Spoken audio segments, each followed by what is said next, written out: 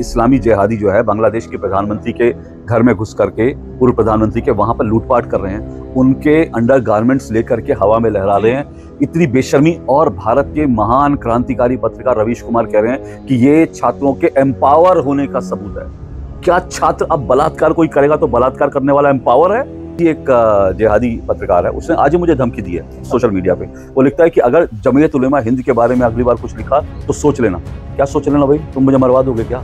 भारत में जिस तरह से अमित शाह का एक फेक वीडियो बना दिया गया एआई से जनरेट, ये डीप स्टेट का ही तो काम था। भारत में जो कहा गया, आप देखिए कि डीप स्टेट ने बांग्लादेश में भी वही कार्ड खेला कि वहां डेमोक्रेसी नहीं है, चुने हुए प्रधानमंत्री को टॉपल कर दिया।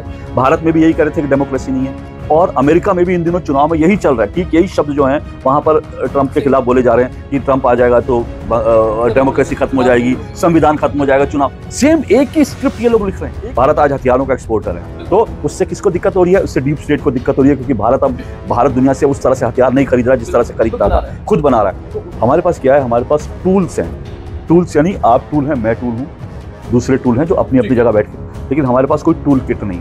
बांग्लादेश के करीब 45% जो लोग हैं बांग्लादेशी, वो आज भी मानते हैं कि बांग्लादेश का बंटवारा जो हुआ गलत हुआ, हमको तो पाकिस्तान के साथ ही रहना चाहिए था। मैंने पूरी किताब लिखी और मैंने ठोक कर इसमें नाम लिए। मैं फिर कहता हूँ, अगर मैंने एक भी फैक्ट गलत लिखा है तो आइए मेरे से डिबेट कर लीजिए। अगर आप में दम है, आपको लगता है मैंने फैक्ट गलत लिखा, मेरे ऊपर केस कर दीजिए मेरी किताब, क्योंकि मैं तो झूठ नहीं कह रहा, मैं तो जो लिखा मैंने सच लिख दिया ना, और ये तो प्रमाण है, मैं तो इससे पीछे नहीं हट रहा हूँ।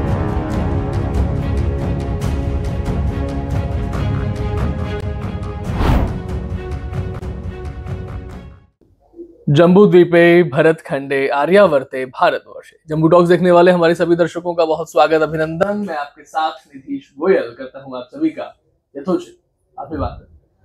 आज हमारे साथ में जो गेस्ट पधारे हुए हैं, उन्होंने नरेटिव पर जिस तरीके से भारत को उलझाने का काम किया गया है, उनकी शक्लों को लोगों के सामने न केवल लाने का काम किया है, बल्कि उनके पूरे चरित्र को भी उधेड़ कर रख दिया। और खासतौर पे उनकी जो ये पुस्तक है, that is Modi versus Khan market gang, इसने तो बहुत कुछ किया है।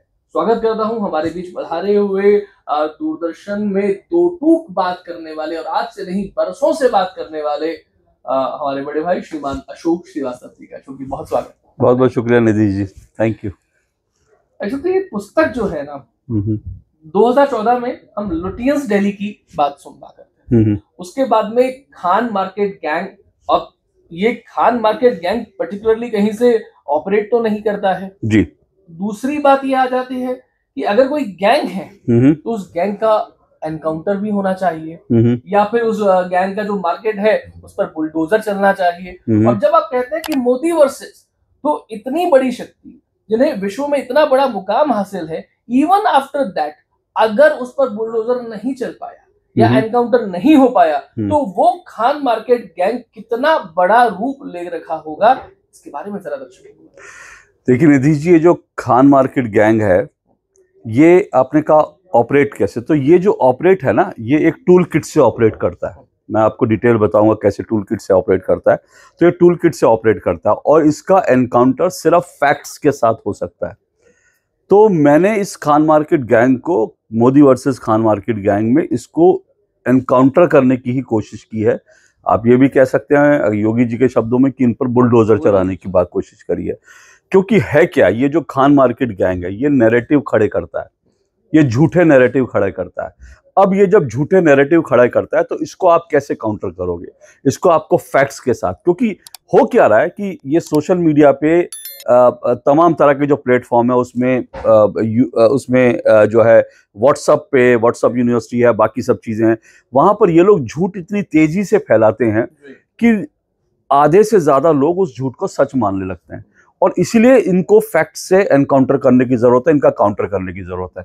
जैसे मैं आपको बताता हूँ, अब मैं रिसेंटली इंसिडेंट, मुझे तो लगता है जो मैंने किताब लिखी है तो चुनाव के पहले आई है, लेकिन मुझे लगता है कि इसका पार्ट 2 भी जल्दी लाना पड़ेगा, क्योंकि चुनाव के तुरंत बाद जिस तरह के फेक नैरेटिव्स लगातार अब चल रहे हैं, अब देखिए मैं कंटिन्यू है, मतलब चुनाव तक तो इनके एक फेक नैरेटिव थे, लेकिन अब चुनाव के बाद ये अलग तरह के फेक नैरेटिव। अब देखिए बांग्लादेश में इस समय जो हो रहा है, अब ये फेक नैरेटिव क्या है कि बांग्लादेश, भारत भी बांग्लादेश के रास्ते पर है। अच्छा, मैंने इस किताब में ये फेक नैरेटिव को बस्ट किया है, और ये लोगों को समझना चाहिए हिंदुस्तान में प्रॉब्लम यह है कि हमारी मेमोरी बड़ी शॉर्ट है, हम भूल जाते हैं।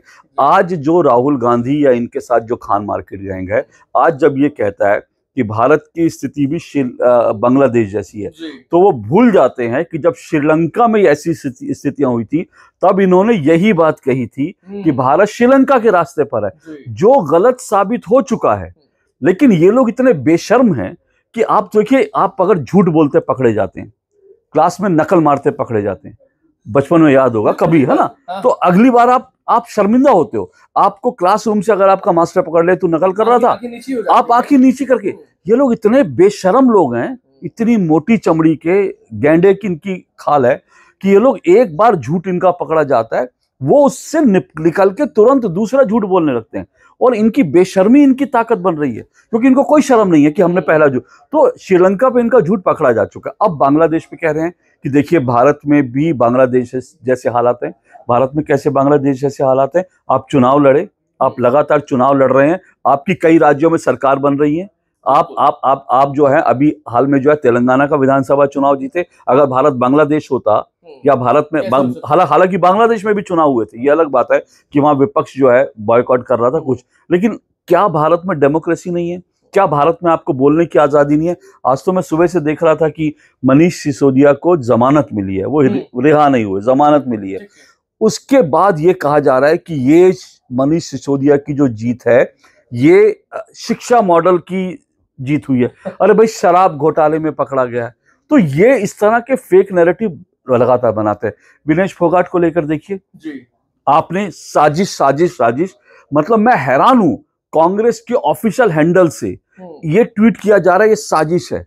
कांग्रेस के राष्ट्रीय अध्यक्ष संसद में इस पर डिबेट करना चाहते हैं। क्यों? क्योंकि वो देश में एक नैरेटिव झूठ बोल करके संसद में वो चार झूठ बोलेंगे और जो है वो ये नैरेटिव फैलाएंगे कि देखिए विनेश फोगाट को साजिश के तहत हराया गया। क्यों? मोदी ने करा। क्यों? क्योंकि वो मोदी के खिलाफ आंदोलन।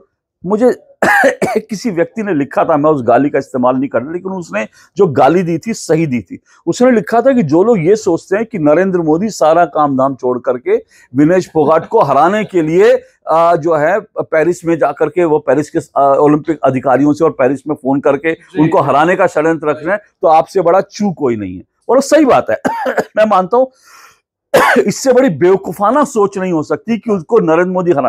अरे भारत सरकार ने उसको अगर हराना होता तो उसको भेजने के लिए भी तिकड़म लगाए जा सकते थे। उसको भेजने के लिए विनेश फोगाट ने नियम तोड़कर 2 कंपटीशन में पार्टिसिपेट किया, 2 भार किलो वर्ग में, क्योंकि वो पहुंच जाए 53 और 50 में।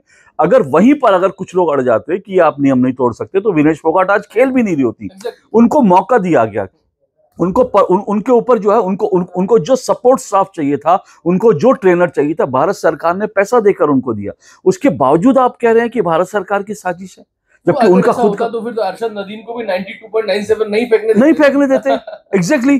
तो मैं यही कह रहा हूं कि ये जो फेक नैरेटिव है, ये इतने बेशर्मी से फेक नैरेटिव, और इसमें पॉलिटिकल पार्टियों को तो समझ में आता है, लेकिन मुझे लगता है कि पॉलिटिकल पार्टियों के अलावा जो पत्रकार हैं भारत के, उनका आप क्या करेंगे? आप देखिए ना, ये वहां पे इस्लामी जिहादी जो है बांग्लादेश के प्रधानमंत्री के घर में घुस करके, पूर्व प्रधानमंत्री के वहां पर लूटपाट कर रहे हैं, उनके अंडर गारमेंट्स लेकर के हवा में लहरा रहे हैं।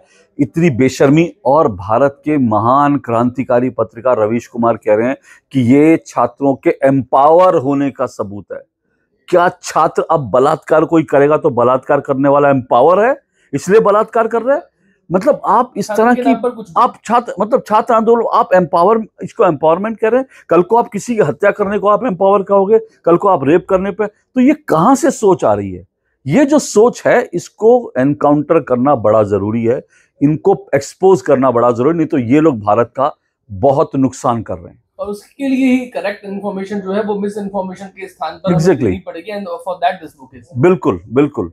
4 जून को आपको नहीं लगता कि ये जैसे जैसे पॉलिटिकल पावर भारत में कम होती है, वैसे वैसे भारत के पड़ोस में अनस्टेबिलिटी जो है, इंस्टेबिलिटी लाने की पूरी कोशिश की जाती है। 9 देश हम लोग देख लें किस तरीके से वो लीड कर रहे हैं, किस तरीके से वो आगे बढ़ रहे हैं, कौन उनके पीछे है। अकेले तो दम की बस की बात नहीं है, लेकिन शायद कई बार ऐसा भी लगता है कि 4 जून को अगर रिजल्ट कहीं थोड़ा और नीचे आते, विपक्ष में आते मोदी जी के, तो शायद वो स्थितियां वो भारत में बनाने का प्रयास या अराजकता फैलाने का प्रयास जरूर करते हैं। बिल्कुल, मुझे लगता है कि मैं इस मामले में कहूँगा कि भारत की जनता, हालांकि ये मैंडेट पूरी तरह से नहीं था बीजेपी के लिए, नरेंद्र मोदी के लिए, लेकिन मैं फिर भी कहता हूँ कि भारत की जनता ने थोड़ा बहुत हाल समझदारी से काम किया।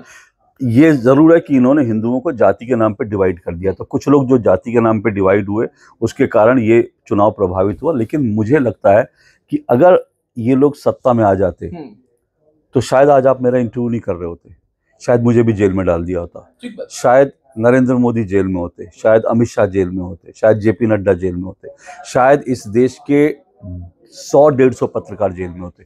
ये लोग जिस तरह की नफरती, अब 14 पत्रकारों को कुछ नहीं हुआ। मतलब आप सोचिए ना, अभी आज ही एक जिहादी पत्रकार है, उसने आज ही मुझे धमकी दी है सोशल मीडिया पे। वो लिखता है कि अगर जमीयत उलेमा हिंद के बारे में अगली बार कुछ लिखा तो सोच लेना। क्या सोच लेना भाई, तुम मुझे मरवा दोगे क्या? मैंने तो तय किया, मैं तो अब रोज जमीयत उलेमा हिंद के बारे में एक हफ्ते रोज लिखूंगा। मतलब आप इस तरह की जो माहौल बनाने की कोशिश कर रहे हैं कि भारत में अराजकता, आतंकवाद और ये चीजें करने की कोशिश कर रहे हैं, तो ये जो आप कह रहे हैं ना कि भारत में क्या होता, वो एक अलग विषय हो सकता है। लेकिन अगर ये चुनाव में करने की कोशिश वही थी, साजिश वही थी, जो बांग्लादेश में हुआ वो नहीं हो सका क्योंकि भारत की जनता ने एक लाइन ड्रॉ कर दी। लेकिन इन्होंने कोशिश तो वही की थी, क्योंकि जो आज अमेरिका में हो रहा है, जो आज बांग्लादेश में हो रहा है, बांग्लादेश को अमेरिका की डीप स्टेट जो है उसका बार बार नाम आ रहा है, चाइना, अमेरिका की डीप स्टेट, पाकिस्तान, इन सब का आ रहा है। भारत में भी तो यही लोग थे ना, यही लोग कोशिश कर रहे थे, डीप स्टेट यही तो कोशिश कर रहा था। भारत में जिस तरह से अमित शाह का एक फेक वीडियो बना दिया गया एआई से जनरेट, ये डीप स्टेट का ही तो काम था। भारत में जो कहा गया, आप देखिए कि डीप स्टेट ने बांग्लादेश में भी वही कार्ड खेला कि वहां डेमोक्रेसी नहीं है, चुने हुए प्रधानमंत्री को टॉपल कर दिया। भारत में भी यही कह रहे थे कि डेमोक्रेसी नहीं है, और अमेरिका में भी इन दिनों चुनाव में यही चल रहा है। ठीक यही शब्द जो हैं वहां पर ट्रंप के खिलाफ बोले जा रहे हैं कि ट्रंप आ जाएगा तो डेमोक्रेसी खत्म हो जाएगी, संविधान खत्म हो जाएगा, चुनाव। सेम एक ही स्क्रिप्ट ये लोग लिख रहे हैं, एक ही स्क्रिप्ट ये चल रहा है। तो ऐसे लोगों को एक्सपोज करना, मुझे लगता है हर जो लोग देश से प्यार करने वाले हैं, जो लोग भारत को सुरक्षित रखना चाहते हैं, जो चाहते हैं कि भारत इन भारत विरोधी ताकतों के बीच सर उठा के खड़ा रहे, जो लोग पत्रकार हैं, जो लोग सोशल मीडिया एक्टिविस्ट हैं, जो लोग इन्फ्लुएंसर हैं, उन सब की जिम्मेदारी है कि इन लोगों के खिलाफ बोलना चाहिए और इनको फैक्ट से एनकाउंटर करना चाहिए। अच्छा, आपने डीप स्टेट नाम लिया, बहुत बार ये आजकल ये टर्म जो है वो प्रचलित है और कुछ लोग परिचित होंगे, कुछ लोग नहीं भी होंगे। लेकिन ये डीप स्टेट जो है ये किस तरीके से काम करता है, और उन लोगों का जो भारत में रहते हैं, भारत की मिट्टी का खाते हैं, यहाँ से बड़े हुए हैं, उन्हें वहां से किस तरीके से चीजें मिलती हैं कि उसका नमक अदा करना पड़ता है? देखिए, डीप स्टेट का जो है ना, डीप स्टेट वो दरअसल वो लोग होते हैं जो अमेरिका में या बाकी दुनिया के और भी हिस्सों में, ये लोग बड़ी तादाद में ये वामपंथी किस्म के सोच के लोग हैं, अराजक किस्म के जो हैं, जिनको विवेक अग्निहोत्री अर्बन नक्सल कहते हैं, वो भी कह सकते हैं। भारत में अर्बन नक्सल भी डीप स्टेट का हिस्सा है। तो ये लोग क्या कि इनके पास पैसे की ताकत है, इनके पास अकूत संपत्ति है, धन संपदा है।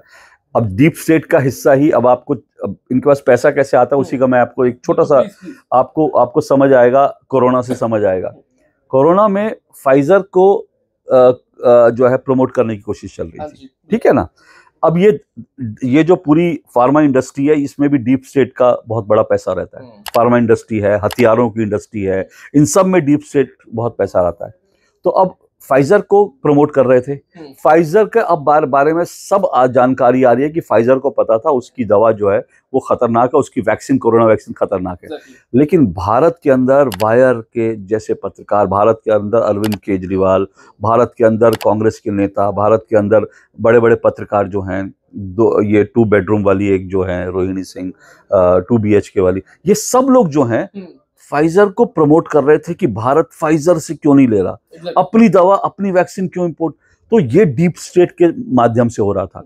अमेरिका के एक जर्नलिस्ट ने, मैंने इस किताब में इसका जिक्र किया, अमेरिका के एक जो एंकर को जो है बाकायदा अरबों रुपया जो है वो मिला, इस बात की चीजें वहां पे चर्चा है, वहां पे इसके खुले आरोप लगे, उसको निकाल भी दिया गया कि उसको पैसा मिला था, करोड़ों रुपए उसको फाइजर को प्रमोट करने की मिला था। तो डीप स्टेट ऐसे काम करता है कि उनकी एक दवा आती है, उसको वो प्रमोट करता है, दुनिया भर के लोग प्रमोट करते हैं, तो भारत की जो अपनी फार्मा इंडस्ट्री है वो बैठ जाए, खत्म हो जाए, भारत के लोग जो है इस तरह की दवा लेने लगे जिससे हम उनके गुलाम हो जाएं। ऐसी तमाम चीजें जो है डीप स्टेट करता है। अब ये डीप स्टेट जो आपने कहा, ये लोग इनका इसमें, अब इसका उदाहरण देखिए। अब इसका सबसे बड़ा उदाहरण अभी आप देखिए, अमेरिका में हिंदुओं ने, जो वहाँ के भारतवंशी हैं, उन्होंने, वो लोग हर साल 15 अगस्त 26 जनवरी को सेलिब्रेट करते हैं, बड़ा सेलिब्रेशन होता है। उस बड़े सेलिब्रेशन में जो ऑर्गेनाइजेशन थी, हिंदू ऑर्गेनाइजेशन, उन्होंने ये तय किया कि उस परेड के अंदर राम मंदिर की वो झांकी निकालेंगे। अब जाहिर सी बात है, दुनिया भर के हिंदू थे, उनके लिए 500 साल बाद अयोध्या में राम जन्मभूमि पर मंदिर बना है, तो उनको लगता है कि भाई ये इसको हम अपनी श्रद्धा सुमन कैसे अर्पित करें। अब अमेरिका में एक है इंडियन अमेरिकन मुस्लिम काउंसिल, IAMC शायद उसका पूरा नाम है। वो जो है वो एक स्टेटमेंट जारी करता है, उस स्टेटमेंट जारी करके वो ये कहता है कि ये जो राम मंदिर का जो लोग प्रदर्शन कर रहे हैं, ये मुसलमानों के प्रति नफरत का प्रतीक है, इनको राम मंदिर का ये निकालने से रोका जाए। ये भारत, नाम क्या है, इंडियन अमेरिकन मुस्लिम काउंसिल, ये अपने आप को कहते हैं कि भारत के मुस्लिम लोगों का प्रतिनिधित्व करने वाला संगठन है, अमेरिका में बना, ये ऐसा कहता है। अब आप सोचिए कि इसके साथ एक और संगठन जुड़ा है, और वो संगठन कहता है, उसका नाम है, मैं उसका एग्जैक्ट नाम बोल रहा हूँ, उसका नाम है हिंदू फॉर ह्यूमन राइट्स, ऐसे करके है। ये भी अमेरिका का संगठन है, ठीक है। अब एक तरफ, और ये जो अमेरिका का हिंदू संगठन जो ह्यूमन राइट्स की बात करता है, ये बांग्लादेश पे कुछ नहीं बोलता। बांग्लादेश के हिंदुओं पर जो नरसंहार हो रहा है, महिलाओं का बलात्कार हो रहा है, ये ह्यूमन राइट की बात करने वाला वो संगठन बांग्लादेश पे नहीं बोलता। लेकिन वो राम मंदिर की झांकी ना निकाली जाए, इसको लेकर वो मुस्लिम काउंसिल के साथ उसने कोलैबोरेशन करा, और वो मुस्लिम काउंसिल को वो कर रहा है। क्यों? क्योंकि डीप स्टेट ने इन दोनों संगठनों को खड़ा किया है। ये जो मुस्लिम काउंसिल है इंडिया के नाम पर, ये जो हिंदुओं की जो ह्यूमन राइट है, दोनों को अमेरिका की डीप स्टेट ने खड़ा किया, और इन दोनों को जिस डीप स्टेट ने जिसको चेहरा बनाया, वो महिला जो है, जो इन दोनों संगठनों के पीछे है, वो एक पति पत्नी है, जो दोनों इस संगठन के पीछे हैं, वो महिला राहुल गांधी के विदेश दौरों की स्पॉन्सर थी। अमेरिका के अंदर राहुल गांधी जब जितने कार्यक्रमों में गए, वो महिला राहुल गांधी के साथ थी। विश्वनाथन कुछ पूरा नाम है, हाँ, उनका तो आप ये सोचिए, डीप स्टेट इस तरह से काम करता है कि वो ऐसे संगठन क्रिएट करता है कि दुनिया को लगेगा। आप ये पूछिए कि ये जो अमेरिकन मुस्लिम जो काउंसिल है, या फिर जो हिंदू फॉर, इन दोनों संगठनों ने जब कनाडा के अंदर इंदिरा गांधी पर गोलियां चलाते हुए जब प्रतिमा निकाली गई, जब झांकी निकाली गई, उसके ऊपर इन्होंने कुछ बोला होगा? एक शब्द नहीं बोला। लेकिन इनको राम मंदिर से परहेज है, क्योंकि ये पूरा डीप स्टेट है। तो मैं मानता हूं कि ये जो डीप स्टेट है, ये 24 के लोकसभा चुनाव में कांग्रेस और विपक्षी पार्टियों के लिए काम कर रहा था कि किस तरह से भारत में, क्योंकि इनको भारत का कंट्रोल चाहिए, ताकि भारत अपने हथियार जो हैं, भारत आज हथियारों का एक्सपोर्टर है, तो उससे किसको दिक्कत हो रही है? उससे डीप स्टेट को दिक्कत हो रही है, क्योंकि भारत दुनिया से उस तरह से हथियार नहीं खरीद रहा है जिस तरह से खरीदता था, खुद बना रहा है। तो उस डीप स्टेट को धक्का लगता है। तो ये पूरा डीप स्टेट है, ये क्या करता है? ये पत्रकारों को सम्मानित करता है, ये मैग्सेसे अवार्ड देता है, बुकर अवार्ड। ये क्या करता है? जैसे ही देखता है कि हमारा कोई व्यक्ति जो है वो घिर गया है, उसकी वो तथ्यों पर झूठ साबित हो रहा है, वो तुरंत आते हैं उसके बचाव में, उसको एक अंतर्राष्ट्रीय पुरस्कार देते हैं, उसके ऊपर एक डॉक्यूमेंट्री बनाते हैं और उसको जो है खड़ा कर देते हैं।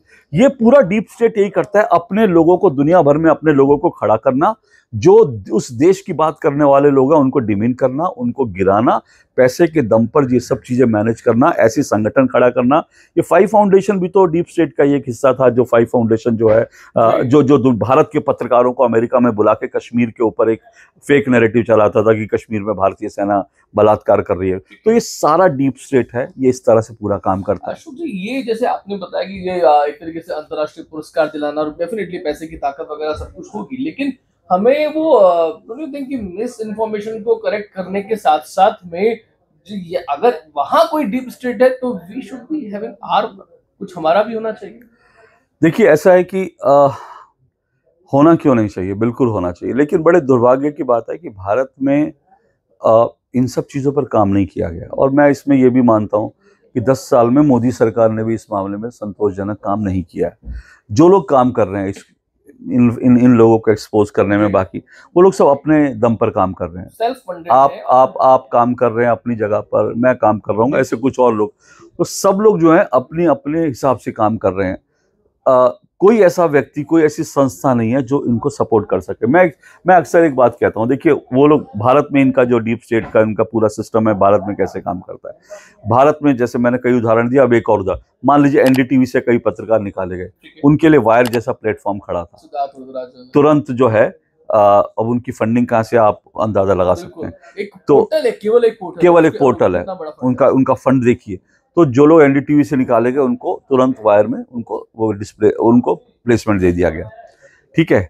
और हमारे यहाँ क्या होता है, हमारे यहाँ अगर आज यहाँ पर मान लीजिए कांग्रेस सरकार आ जाती, और हाँ मैंने लिखा, तो आज मैं आपके साथ यहाँ बैठकर इंटरव्यू नहीं दे रहा होता, मुझे दूरदर्शन से निकाल देते, क्योंकि हाँ बिल्कुल उस समय भी तो उसके लिए वो नहीं क्यों लिया और आपने रोकने का प्रतिरोध किया, बिल्कुल तो बहुत मुश्किलें आई थी। उस समय 3 महीने के लिए मुझे शंट कर दिया गया था, और अगर उस समय भी 14 में भी कांग्रेस की सरकार आती तो मैं दूरदर्शन में नहीं होता। अब भी अगर सरकार आएगी तो, क्योंकि कांग्रेस के स्पोक्स पर्सन ओपनली लिख चुके हैं मेरे बारे में कि हम जिस दिन आएंगे इस संघी पत्रकार को निकालेंगे। कांग्रेस की एक महिला पत्रकार ने ट्वीट करा था, तो मैं तो टारगेट पे हूँ, तो मैं यहाँ पे नहीं होता। लेकिन मुझे उसकी चिंता नहीं है, मैं होता नहीं होता, मैं इस डर से जो है चुप बैठ जाऊँ कि कांग्रेस आएगी 2-4 साल बाद, 5 साल बाद तो मेरी नौकरी चली जाएगी, तो उस डर से मैं चुप रहा, वो गलत बात है। लेकिन मेरा सवाल ये कि अगर मुझे यहाँ से निकाल देते तो उसके बाद मैं खुद नौकरी ढूंढ रहा होता। मेरे लिए कोई वायर जैसा पोर्टल तो नहीं खड़ा कि आ जाएगा अशोक जी आइए आपको वहां से कांग्रेस, सामने वाले भी डर रहे होते, वो भी डर रहे होते, तो फिर हमारा वो डर रहे होते। आज जिनको गोदी मीडिया दुनिया भर के लोग कहते हैं, उनमें से आधे चैनल कांग्रेस अगर जिसको निकाल देते उसको हाथ डालने में भी डरते, वो कहते हैं कि नहीं हम नहीं लेंगे। ये सिचुएशन है। दुनिया कहती है बड़ा गोदी मीडिया, मैं कहता हूँ गोदी मीडिया कुछ नहीं है। जिस दिन सरकार बदलेगी, जो तमाम चैनल है इनकी आपको लाइन बदली हुई दिखाई। ये ऐसा नहीं है कि ये लोग बढ़ाइए, इनकी आपको सारी लाइन अभी, क्योंकि सरकार से हर को बिजनेस लेना होता है, सबके हित होते हैं, सबकी चीजें होती हैं। आधे से ज्यादा जिन लोगों को आप कहते हैं कि आधे से ज्यादा पत्रकारों की जबान बदल जाएगी, आधे से ज्यादा जो है चैनल बदल जाएंगे, उनकी लाइन बदल जाएगी, ये सब हो जाएगा। लेकिन उनको सपोर्ट करने की तो कोई सपोर्ट सिस्टम यहाँ नहीं है। मतलब मुझे हैरानी होती है कि हम कई बार कहते हैं कि हिंदू इतनी बड़े ताकतवर हैं दुनिया में, हिंदू ने इतने जाके भारत के लोग इतना नाम, लेकिन हमने एक इकोसिस्टम ऐसा नहीं बनाया जहां पर अगर किसी के साथ कोई दिक्कत आती है तो हम उसके सपोर्ट सिस्टम के लिए खड़े रहें। ऐसा कोई इकोसिस्टम हमारा नहीं है। हम लोग के पास क्या है, मैं हमेशा ये कह रहा हूं, हमारे पास क्या है, हमारे पास टूल्स हैं। टूल्स यानी आप टूल हैं, मैं टूल हूं, दूसरे टूल हैं जो अपनी अपनी जगह बैठ के, लेकिन हमारे पास कोई टूल किट नहीं है। यानी हमको आप जो कर रहे हैं और मैं कर रहा हूं, हम लोग सामूहिक रूप से कुछ नहीं कर रहे, तो हमारे पास कोई टूल किट नहीं है। और हमको सामूहिक रूप से कोई शक्ति देने वाली चीज भी नहीं है, हमको सामूहिक रूप से कोई बैकअप करने वाली टीम भी नहीं है, हमको सामूहिक रूप से कोई हमारे लिए खड़े रहे, ऐसे भी कुछ लोग नहीं हैं, ऐसे कोई सिस्टम नहीं है। और ये मुझे लगता है सबसे खतरनाक चीज है। हालांकि इस बीच कुछ कोशिश अभी हाल फिलहाल शुरू हुई है। अभी शहजाद पूनावाला जो है लीगल पर जी हाँ, उन्होंने एक चीज करी, और उसके लिए मैं शहजाद पूनावाला का शुक्रिया अदा करता हूँ। उनकी टीम में मैं भी, उन्होंने मुझे जोड़ा है, मुझे इस बात से मुझे लगा अच्छी चीज है। तो एक वो इकोसिस्टम वो कोशिश कर रहे हैं कि जो भारत के जो हिंदुओं के खिलाफ इस तरह से करते हैं उनको लीगली उनसे फाइट की जा सके। तो एक सिस्टम वो है। एक सिस्टम मैं भी कोशिश कर रहा हूँ, बहुत संभव है कि अगले 10 से 15 दिन में मैं उसका ऐलान कर दूं। मेरी भी कोशिश है कि एक कम से कम हम पत्रकारों का, सोशल मीडिया पे लोगों का एक हम ऐसा कोई सिस्टम बना सके कि अगर किसी के लिए कुछ होता है तो बाकी लोग, हम कोई फंडिंग देने वाला नहीं है, लेकिन मैं ये कहता हूं कि अगर निधीश, अशोक श्रीवास्तव और ऐसे 100 पत्रकार मिल जाते हैं और हम लोग ही एक ऐसा कुछ शुरू करते हैं कि अगर हम में से किसी पर संकट आएगा तो हम उसके पीछे खड़े रहेंगे, तो ऐसी मैं एक सिस्टम बनाने की कोशिश कर रहा हूं। अभी कुछ फॉर्मेलिटी चल रही हैं, तो जैसा मैंने कहा अगले हफ्ते से 1 हफ्ते 10 दिन में उसके बारे में मैं ऐलान करूंगा। तो वो हम लोग कोशिश कर रहे हैं। अब उसमें कितने लोग जुड़ते हैं, कितने लोग साथ आते हैं, मुझे नहीं पता, क्योंकि मुझे इस बात का बहुत फ्रस्ट्रेशन हो रहा था कि हमारा कोई इकोसिस्टम नहीं है। तो हमने सोचा कि हम दूसरों का मुंह देखते हैं, हम अपनी ओर से एक पहल करते हैं, देखते हैं उसके बाद क्या रिस्पॉन्स मिलता है दुनिया लेकिन को। उसके पीछे पीछे लोग आएंगे ये मैं उम्मीद करता हूँ। हाँ लोग लगता है लोगों को कि कोई साथ चले तो बिल्कुल हम बिल्कुल पीछे बिल्कुल साथ में बिल्कुल, चले। तो वो कोशिश है, लेकिन ये दुर्भाग्य की चीज है कि ये कोई जो टॉप पे बैठे लोग हैं वो लोग नहीं सोच रहे हैं। जो लोग, जिन लोगों के पास पावर है, जिन लोगों के पास पैसा है, वो लोग नहीं सोच रहे हैं इस बारे में। ये बहुत दुर्भाग्य की बात है, क्योंकि देखिए आज नरेंद्र मोदी हैं, ठीक है, जब तक कल को कौन सी सरकार है, सवाल सत्ता का नहीं है, सवाल है आपका सिस्टम। उनकी सत्ता नहीं है 10 साल से, सिस्टम आज भी उनका है, और उस सिस्टम के दम पर वो झूठ फैला लेते हैं, उस सिस्टम के दम पर वो जो चाहे कर लेते हैं, उस सिस्टम के दम पर वो दिल्ली में दंगे करवा देते हैं, उस सिस्टम के दम पर वो जो है भारत को ऐसे उसमें खड़े कर देते हैं कि भारत जो है दुनिया में लिंचिस्तान बन गया। वो सिस्टम ऐसा है, तो वो सिस्टम उनका है, सरकार उनकी नहीं है। तो हमारी सरकार है, हमारे पास सिस्टम नहीं है, तो मुझे लगता है अब सिस्टम बनाने का वक्त है। आपने अशोक जी जब ये बात मोदी जी का नाम लिया तो मुझे थोड़ा एक ध्यान आया कि एक और पॉइंट बड़ा चल रहा है इस समय देश में, नरेंद्र मोदी, योगी आदित्यनाथ और राष्ट्रीय स्वयंसेवक संघ, कि यहाँ पर इन तीनों के बीच में किस तरीके से भ्रम फैलाया जाए कि इधर बाबा और योगी के बीच में बनी हुई है, या फिर संघ जो है वो अब मोदी जी की नहीं सुन रहे हैं, मोदी जी उनकी मानना नहीं चाहते थे, तो यही इन तीनों में जो एक है चक्रव्यूह इधर फैला दिया जाए, ये आपस में ही जो है वो फंस जाए, और ये भी आचार जो है ये बनाया जा रहा है। बिल्कुल यही कोशिश है। देखिए ये मॉडस ऑपरेंडी एक ही है ना, चुनाव आता है तो हिंदुओं को जातियों में बांट दो, चुनाव खत्म हो जाता है तो मोदी, योगी और राष्ट्रीय स्वयंसेवक संघ को बांट दो। तो मॉडस ऑपरेंडी उनकी यही है कि वो जो अंग्रेजों से इन्होंने सीखा था, फूट डालो और राज करो, उसी थ्योरी पर ये काम कर रहे हैं। हिंदुओं को बांटो, मुसलमानों को संगठित रखो, मुसलमानों का अपीजमेंट करो, हिंदुओं को बांटो। ये राहुल गांधी का आज का जीत का विनिंग फार्मूला है, जिसके दम पर उन्होंने 99 सीटें ले ली। अब उसी फार्मूले पर वो और तेजी से काम कर रहे हैं, और उसी फार्मूले पर वो लगातार आगे बढ़ रहे हैं। हिंसक हिंदू भी इसी का है। मैं इसके ऊपर कई बार बता चुका हूं। देखिए, हिंदुओं को हिंसक कहना, इसके पीछे कारण क्या है? इसके पीछे कारण यह है कि फर्ज कीजिए जो हिंदू नरेंद्र मोदी को सपोर्ट करता है, आज जो है अगर आप देखें पिछले कई सालों में, तो देश में करीब 35-36% वोटर है बीजेपी का, जो नरेंद्र मोदी के साथ इंटैक्ट खड़ा है, पिछले समय में टूटा नहीं। और ये 35-36 में कौन है? ये टोटल हिंदू है, मुसलमान तो बीजेपी को वोट ही नहीं देता। तो अब ये 35-36 हिंदू जो हैं, ये लोग जात की राजनीति को छोड़ करके बीजेपी के लिए, मोदी के लिए वोट करते हैं। जब ये राहुल गांधी ने कहा हिंदू हिंसक होता है, तो उसके पीछे थ्योरी क्या काम कर रही थी? उसके पीछे थ्योरी काम कर रही थी कि जो बीजेपी को सपोर्ट करने वाला हिंदू है, वो ये सोचे कि अरे बीजेपी को सपोर्ट करने वाला हिंदू हिंसक होता है। तो उसने कहा ना, राहुल गांधी ने बाद में कहा कि बीजेपी वाला हिंदू हिंसक होता है। तो उसने क्या कहा कि बीजेपी को जो वोट देता वो हिंदू सोचे कि हमको वैसे भी पढ़ाया गया, हम सेकुलर, हम बड़े सहिष्णु हैं, हम तो मतलब जो है उदारवादी हैं, हमें सेकुलरवाद का कीड़ा वैली बचपन से ही कटाया जाता है।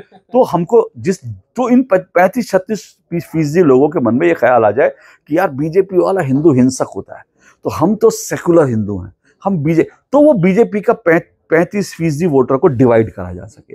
ये पूरी थ्योरी है जिसके ऊपर वो लगातार काम कर रहे हैं, और इनका काम यही है। तो इसी थ्योरी के तहत वो संघ, बीजेपी, संघ के नेताओं और मोदी, योगी, ये तमाम चीजें इसी पर काम कर रहे हैं। उनकी यही थ्योरी है। दुबई में अगर हम देख रहे हैं, बिकॉज जो चीज बांग्लादेश में है, अगर हम देखें बांग्लादेश पाकिस्तान में कि इतने परसेंट मुस्लिम, इतने परसेंट हिंदू माइनॉरिटीज, हालांकि डिफरेंस ज्यादा है, दुबई में वो कम है, तो बट दुबई में ये सब चीज नहीं होती है, शारजा में नहीं होती है, ओमान में नहीं होती, मस्कट में नहीं होती। तो ये जो भारत के अड़ोस पड़ोस के देश है, यहाँ से क्या समस्या है? देखिए, एक तो गजवाए हिंद है, इसमें कोई दो राय नहीं, और मुझे लगता है बांग्लादेश में भी जो कुछ हुआ वो गजवाए हिंद थ्योरी पर ही काम करने वाला। मैं ये देखकर हैरान रह गया।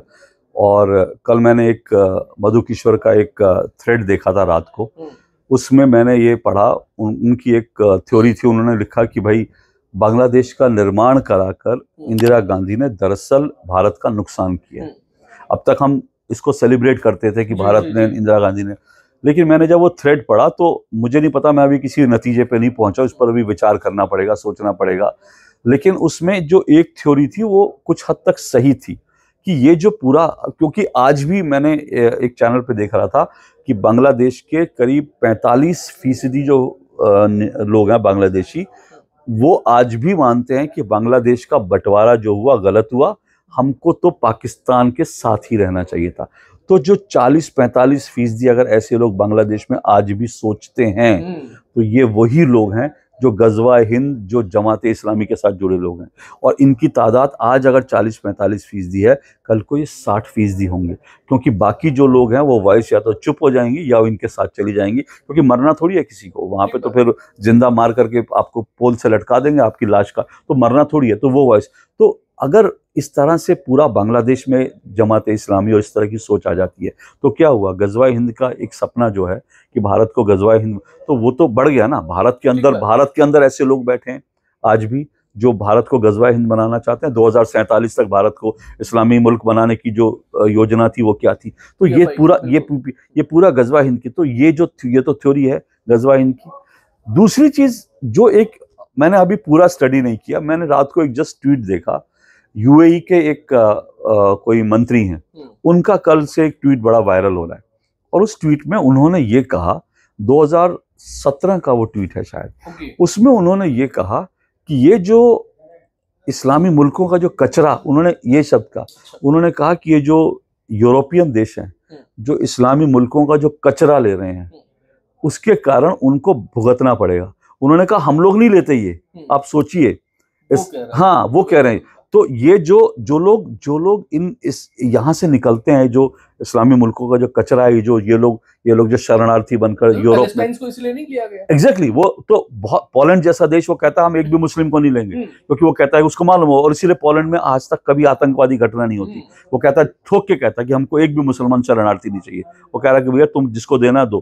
तो 57 इस्लामी मुल्क हैं, वहां पे शरण नहीं लेता कोई, लेते हैं यूरोप में, लेते हैं फ्रांस। और आज आप फ्रांस देख लीजिए क्या हो रहा है, आज आप इंग्लैंड में देख लीजिए क्या हो रहा है।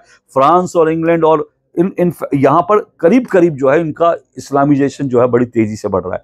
यहाँ पर अब जो है अगले 10 साल में क्या होगा, तो वो यूएई के वो लोग जो कह रहे थे 2017 में, वो बात आज सच साबित। उन्होंने कहा आप लोग भुगतोगे, और आज भुगत रहे हैं।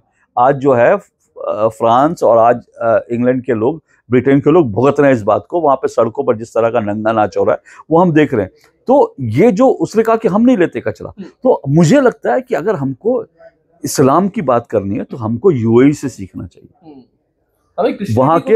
हाँ, हमको इन देशों का जो मॉडल है और इन देशों को हमको ये देखना चाहिए कि वहां पर कट्टरपन नहीं है, कट्टरपन पाकिस्तान में। तो एक मुझे लगता है ये भी एक स्टडी करने का विषय है कि जो यूएई का जो मुसलमान है वो ऐसा मुसलमान क्यों है, और पाकिस्तान का मुसलमान, क्योंकि ये तो कन्वर्टेड है ना। मुझे लगता है परेशानी कन्वर्टेड लोगों से ज्यादा होती है। हाँ, मुल्ला ज्यादा, एग्जैक्टली। तो ये सारे विषय मुझे लगता है इन पर थोड़ा विचार करने की जरूरत है कि ऐसा क्यों हो रहा है। अगर इस किताब की बात करें, और हर किसी का कुछ फेवरेट एक पन्ना होता है जिससे कि वो ये समझाना चाहता है कि अगर कोई दर्शक कार्यक्रम देख रहा हो या फिर कोई पाठक जो है वो पुस्तक पढ़ रहा हो, तो इस एक पेज को पढ़ करके उसको समझ में आ जाता है कि हाँ ये चीज ऐसी है, and that's why we need to think about that. मेरे लिए देखिए, मैं सच बताऊं तो ये किताब मैंने बड़ी मेहनत से लिखी है।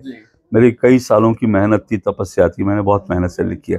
इसमें से एक पेज मैं नहीं कह पाऊंगा कि मैं कोई एक पेज, क्योंकि देखिए है क्या ना, इसके अंदर कई सारे अलग अलग थ्योरी हैं। अब जैसे एक मैं बताता हूं, जैसे आज के संदर्भ में जो रेलेवेंट है, हालांकि इसमें गोदी मीडिया की भी मैंने बात की है।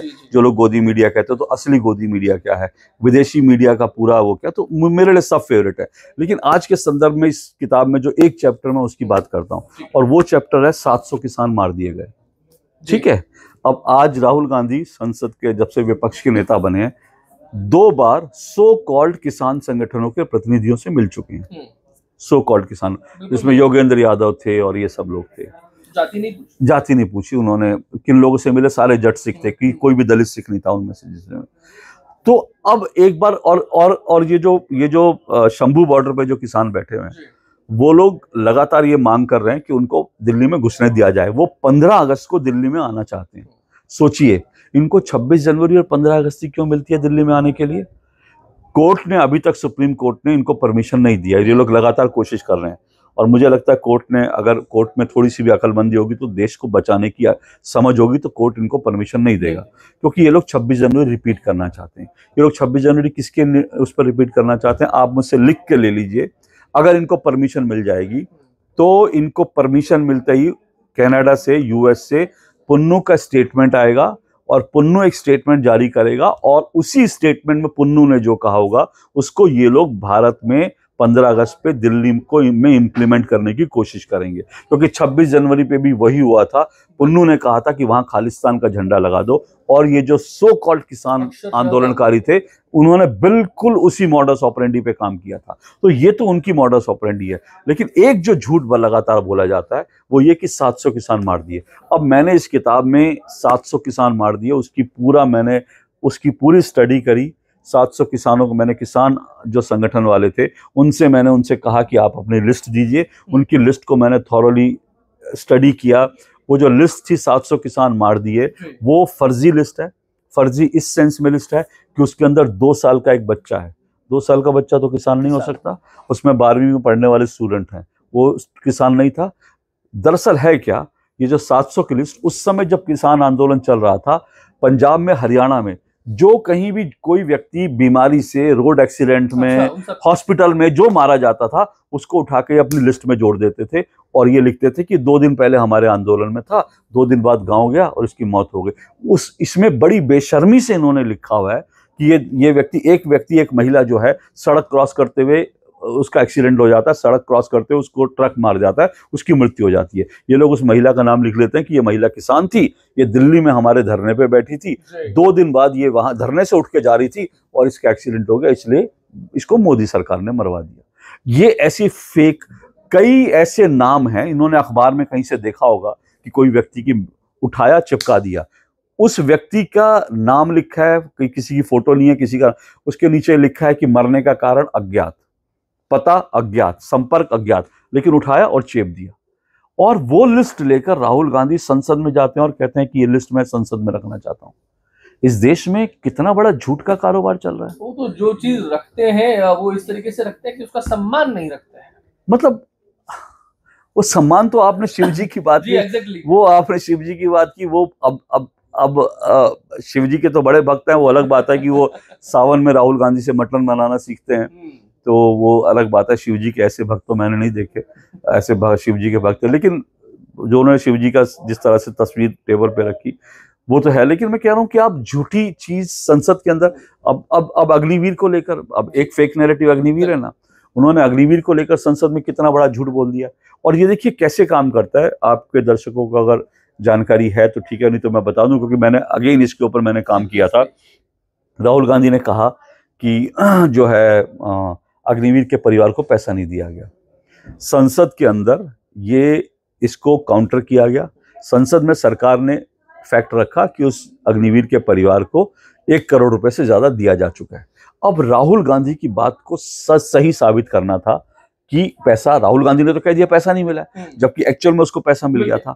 तो अगले दिन क्या होता है, राहुल गांधी का एक आदमी, पंजाब का एक कार्यकर्ता, जो नवजोत सिंह सिद्धू का सहायक है, वो कार्यकर्ता उस अग्निवीर के पिता के पास जाता है। उसका एक वीडियो रिकॉर्ड, इसके सारे डॉक्यूमेंटेड प्रूफ आ चुके हैं। वो जाता है, उसके परिवार का वीडियो, उसके पिताजी का वीडियो रिकॉर्ड करता है, और उसके पिताजी इस वीडियो में कहते हैं कि हाँ, हमें पैसा नहीं मिला अभी तक। और कांग्रेस का इकोसिस्टम वो वीडियो लेकर कहता है कि सरकार ने झूठ बोला, ये देखो अग्निवीर का पिता कह रहे हैं। अब राहुल गांधी ने क्या किया, राहुल गांधी ने पहले संसद में झूठ बोला, उसके बाद अपने झूठ को सही साबित करने के लिए उन्होंने इतनी घटिया हरकत की कि उन्होंने अग्निवीर के पिता से भी झूठ बुलवा दिया। जब ये झूठ पकड़ा गया तो अग्निवीर के पिता और उनके परिवार ने कहा, जी पैसा हमारे अकाउंट में आ गया था, हमको पता नहीं था। ठीक है। तो आपने मतलब क्या किया, आपने अग्निवीर के एक ऐसा व्यक्ति, एक ऐसा भारत का जवान जिसने भारत के लिए बलिदान दिया, आपने उसके पिता से झूठ करवा दिया सिर्फ अपनी राजनीति करने के लिए। तो ये जो घटिया चीजें चल रही हैं, मुझे बहुत गुस्सा, मुझे बहुत क्रोध आता है। आजकल मुझे बहुत सारे लोग कह रहे हैं, अभी मेरी किसी से बात हो रही थी, क्योंकि मेरी डिबेट में आजकल काफी गर्मा गर्मी हो जाती है। मेरे ऑफिस में लोग बोलते हैं, भी हो जाता है, आपकी बड़ी वीडियो मेरे ऑफिस में लोग बोलते हैं इतनी गर्मा गर्मी नहीं करनी चाहिए। मुझे अभी कोई कह रहा था कि आप आजकल एंग्री यंग मैन क्यों बने हुए, तो मैं अचानक सोचने लगा कि मैं ऐसा क्यों हो रहा है। तो मैं सच बताऊं तो मुझे ये सब चीजें देखकर इतनी कोफ्त हो रही है, इतना अंदर गुस्सा आ रहा है कि मतलब आप ये सब चीजें कैसे कर सकते हैं। आपको चुनाव लड़िए, आप भाई आप देश के प्रधानमंत्री बनिए, ईश्वर आपको प्रधानमंत्री, लेकिन आप ये सब करके प्रधानमंत्री बनना चाहते हैं कि देश के, हाँ पुरुषार्थ कीजिए, मेहनत कीजिए। आपने यात्रा निकाली, बड़ा अच्छा किया भाई। वो अलग बात है आपकी यात्रा अरुणाचल प्रदेश नहीं गई, क्योंकि चीन अरुणाचल प्रदेश को अपना हिस्सा कहता है और कांग्रेस ने चीन के साथ एक MOU साइन कर रखा है। अब उस MOU में क्या क्या है मुझे नहीं पता, तो इसलिए किसी को नहीं पता। तो उस MOU के तहत राहुल गांधी अरुणाचल प्रदेश नहीं गए, मुझे नहीं पता। लेकिन अच्छी बात है, आप जाइए, मेहनत कीजिए, आप नेता बनिए, बहुत अच्छी बात है। लेकिन इतना झूठ क्यों, इतनी फरेब, इतने षड्यंत्र क्यों? भारत में कायदे से भी तो राजनीति हो सकती है, ईमानदारी से भी तो राजनीति हो सकती है। तो ये सब चीजें, इसलिए मुझे कई बार बहुत गुस्सा आता है। अब विनेश फोगाट को लेकर के जिस तरह के झूठ बोले जा रहे हैं, अग्निवीर को लेकर जिस तरह के झूठ बोले जा रहे हैं, तो कई बार जो है अंदर इतना क्रोध आता है। अब देखिए अयोध्या में जो है उस 12 साल की बच्ची का बलात्कार हो गया और वो सांसद आपके हैं, और आप जो है पूरी समाजवादी पार्टी ये साबित करने पे तुली है कि वो बच्ची जो है चरित्रहीन थी। ऐसे कई वीडियो हैं जिसमें कहा जा रहा है उस बच्ची का तो अफेयर चल रहा था। आप सोचिए 12 साल की दलित बच्ची, गरीब बच्ची, उसका अफेयर आपने चला दिया। वो जी उसके साथ तो अफेयर चलागा, और एक कोई व्यक्ति कह रहा था, एक लड़का कह रहा था वो तो यहाँ पे जाती है, वहां पे जाती है, उसके साथ इसका संबंध है, ये करती है। मतलब वो तो सुन के जो लड़के हैं गलती हो जाती है, हाँ मतलब सुन के खून खौल जाता है। इसलिए जो है गुस्सा आता है मुझे कि आप ये सब चीजें कैसे कर सकते हैं। लेकिन इन लोगों की कोई सीमा नहीं, ये लोग किसी भी घटियापन की किसी भी पराकाष्ठा, और इसीलिए मुझे गुस्सा भी आता है। नहीं, मुझे लगता है लेकिन कुछ चीजें, जब मोदी जी ने भी एक बार कहा था कि अगर ये डर है तो ये डर अच्छा है, तो ये गुस्सा है अगर, तो ये गुस्सा अच्छा है, क्योंकि ये गुस्सा जो है ये आपका ही नहीं बल्कि आप जैसे जितने भी देशभक्त हैं उनका आप प्रतीक के तौर पे वो गुस्सा जो है वो व्यक्त कर रहे हैं। हो सकता है कुछ लोगों को जो एक सटल नैरेटिव जिस तरीके से बताया जाता है, मैंने एक कार्यक्रम में बोला भी था कि जो फिल्म बनी, कल की फिल्म बनी, और उसमें जब एक गीत आता है तो बड़ा अच्छी सी फिल्म बनाई, कर्ण, श्रोतावा, अर्जुन सब किया गया, लेकिन उस फिल्म को, उस गीत को आप देखते हैं तो आपको लगता है कि उस गीत में जो न्यू टेस्टामेंट और ओल्ड टेस्टामेंट की बात होती है, तो जो ईडन गार्डन्स की बात होती है, जैसे हेवन की बात होती है, जिसमें समुद्र का पानी खारा नहीं मीठा होता है, वो पूरा कंसेप्ट आपको दिखाया जा रहा है। कल्कि का भगवान का कोई बायोलॉजिकल फादर जो है वो नहीं है।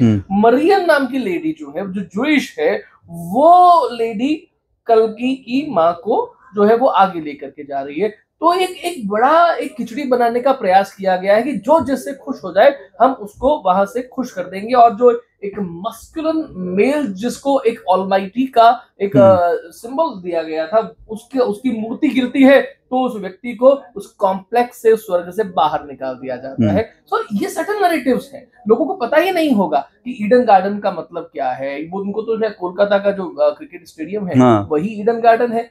इस सटल नैरेटिव से बचाने के लिए इस तरीके का गुस्सा, इस तरीके की पुस्तकें, इस तरीके के कार्यक्रमों की जितनी आवश्यकता है उससे ज्यादा हमें करना चाहिए, हमारे दर्शकों को उससे ज्यादा उन्हें शेयर करना चाहिए, उससे ज्यादा उसे समझ करके, उसे गुण करके उसके बारे में बात करनी चाहिए। एनी मैसेज ऑफ आपकी तरफ से? नहीं, मैं सिर्फ यही कहूंगा कि फैक्ट्स को जानिए, झूठे नैरेटिव में मत फंसिए।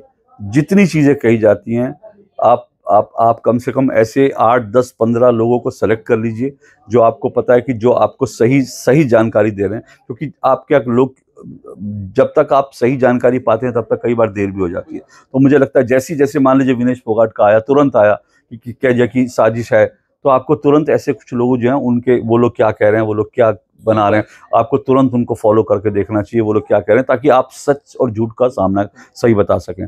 और मैं फिर कहता हूं कि देखिए, ये हम लोग जो सच कहते हैं, मैं ठोक के कहता हूँ। मैंने पूरी किताब लिखी और मैंने ठोक कर इसमें नाम लिए हैं। मैंने 2 टूक नाम लिए हैं। इसमें रवीश कुमार के हैं, इसमें राजदीप का है, इसमें जो है राजदीप की पत्नी सागरिका घोष के हैं, इसमें पॉलिटिकल पार्टियों के हैं, बरखा दत्त के, इसमें किसान जो है आंदोलनकारी उनका है। मैंने किसी का नहीं, मैंने इसमें बीबीसी के ऊपर लिखा है। मैं फिर कहता हूँ, अगर मैंने एक भी फैक्ट गलत लिखा है तो आइए मेरे से डिबेट कर लीजिए। अगर आप में दम है, आपको लगता है मैंने फैक्ट गलत लिखा, मेरे ऊपर केस कर दीजिए मेरी किताब पे, क्योंकि मैं तो झूठ नहीं कह रहा, मैं तो जो लिखा मैंने सच लिख दिया ना, और ये तो प्रमाण है। मैं तो इससे पीछे नहीं हट रहा हूँ। ये लोग तो क्या कहते हैं, आज कहेंगे कल उससे पीछे हट जाएंगे, कल को उसको नई थ्योरी देंगे। मैंने तो जो कह दिया ठोक के कहा, तथ्यों के साथ कहा, आप इसको झूठ साबित कर दीजिए।